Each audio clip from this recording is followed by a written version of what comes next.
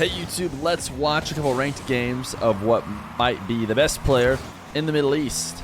And if you are the best 1v1 player in the Middle East, then you could just be the best 1v1 player in the world. And that is trk511. Recently, TRK has played a show match against Khaled, the other player who has long since claimed the title of the best Middle Eastern 1v1er.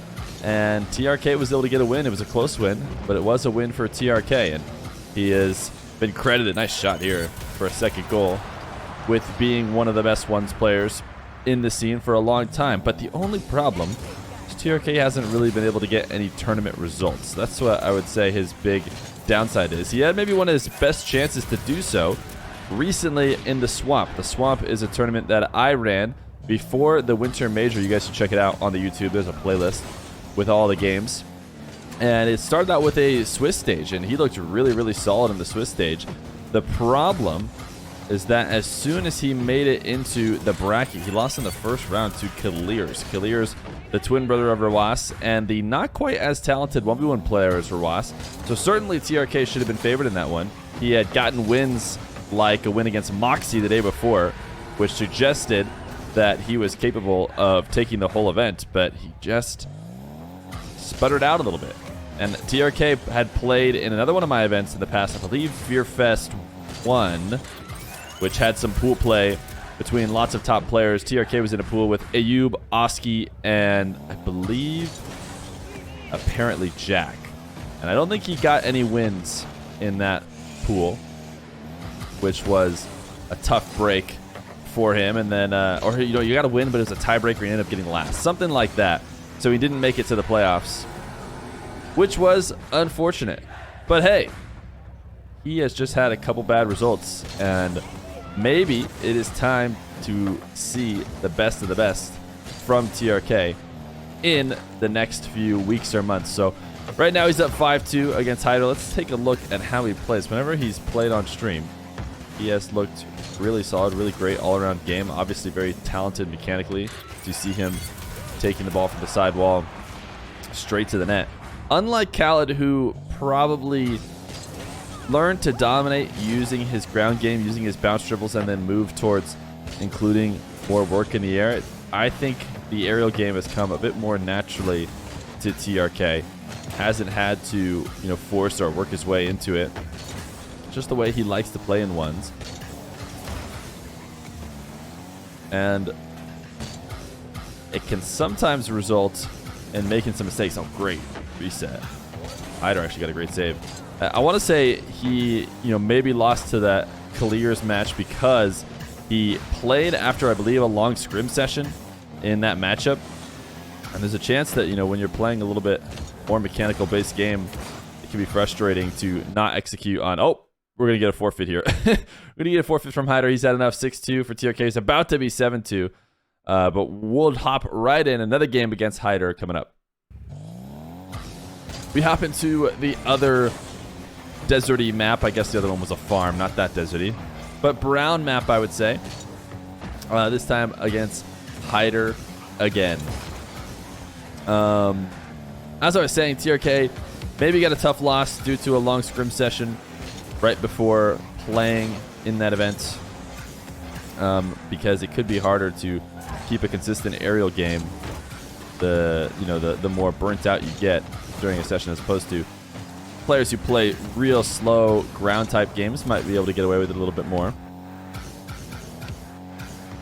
TRK right now showing he's got the bounce dribble, or at least trying to show he's got the bounce dribble. Wasn't able to get it past Hyder. Big re-jump off the back wall to intercept Hyder's touch. TRK chip to the midfield. Yep, Hyder's not going to be able to make it back in time. You can see him get that slight turn to pop the ball and to see what Hyder was going to do.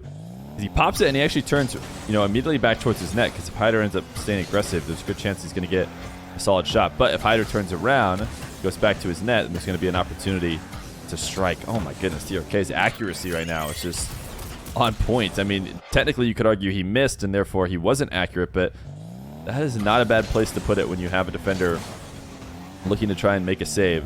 You either want to get crossbar down, or if you miss slightly high, make the defender go flying by. there's a good chance you'll have a better read on the bounce. That's what happened here with TRK. Nice use of the flip on the ground. My goodness. The offense is truly unstoppable for TRK. Great use of the flip as he hit the ground. Popped the ball once again.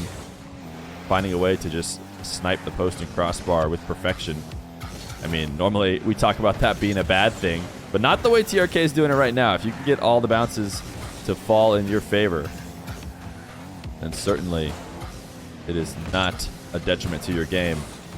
TRK trying to get Hyder to make a miss on defense. He didn't like the angles he had there.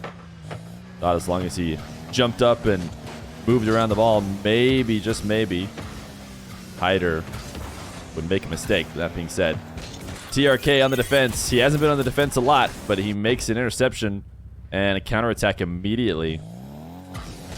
Just crazy. The fact that it looks like it almost might be better for him to let Hyder have possession on occasion, because it truly has just been him with possession all series long. I say series, but this is just a couple ranked games. And even then here, Hyder gets a little aggressive, gets one touch, and then that touch gets him instantly scored on. So Hyder is having to decide between just becoming an observer in this game while TRK resets and, you know, pinches shots to the top left, or try and get involved and just get absolutely countered.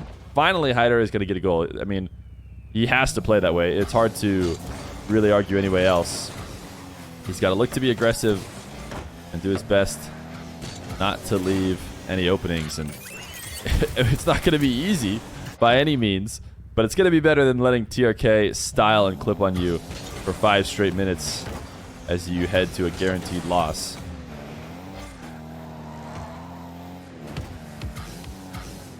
TRK now taking this up the sidewall. Thought about going for the aerial, decided not to, as he felt like Hyder was positioned well for it. And he's able to gain another possession now off the ceiling. Not a great setup. Not even these flips are going to be able to bring him back to the play. Great recognition that the ball was unshootable, and that the more important thing was winning the race to that corner boost. Okay, playing passive here. Single jumping Hyder's air dribble, but the air dribble setup wasn't there. Oh, Hyder, so aggressive right now with 2 minutes on the clock. He is going to be Braziled. He really didn't want to be. Good kickoff win for Hyder. What can he do here? For a reset outside the net. And had it been on target, he would have had a goal. But he slams it into the back wall. So TRK continues to run up this lead, potentially. Interesting 50 on the ground. Doesn't result in a goal, but still a TRK possession. These guys challenge each other on the back wall. TRK is just looking to starve Hyder out right now. Hyder should be able to escape, though, with just the bit of boost he's been able to pick up on pads. TRK wants a quick counter. He might just get it. He needs some acceleration on this shot. He looked to the musty to find it. Didn't give enough strength. Hyder just had a couple weak touches. I think he's psyched himself out a little bit here against TRK. I know he's capable of getting cleaner hits. TRK is just so deep in the mind of Hyder. 50 seconds, it's hard to imagine Hyder's going to find a way to come back, but what kind of clips are TRK going to get to finish this one off? Gets a ceiling reset, doesn't use it for anything. In fact, just leaves the net open. It seems like TRK had the same kind of thought process I did. What kind of clips can I go for now that I'm pretty sure I've guaranteed this win? 37 left to go. We'll take a slew of kickoffs for Hyder, and this one's going in favor of TRK. TRK off the wall to soften the bounce. Try and set up a play. Unable to. Hyder the other way. TRK gets the save.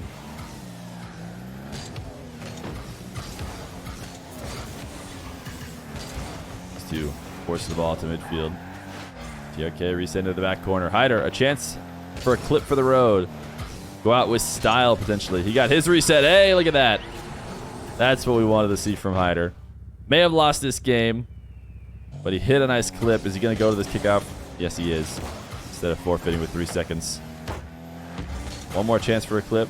Nope, that'll hit the ground. TRK and Hyder, both games going to TRK.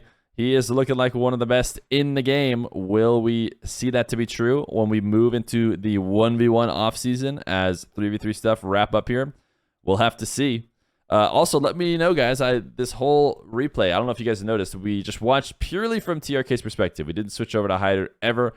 I wanted to try it out, see if you guys like watching 1v1s exclusively from one player's POV as opposed to maybe the back and forth that I normally do. Trying to do my best to watch the interesting player in the moment, but could be interesting just to watch one the whole time. So anyways, let me know if you have an opinion one way or the other about that. Maybe when we're just doing player spotlights like this, we watch only from their perspective. But hey, thanks for watching, YouTube. I'll see you next time.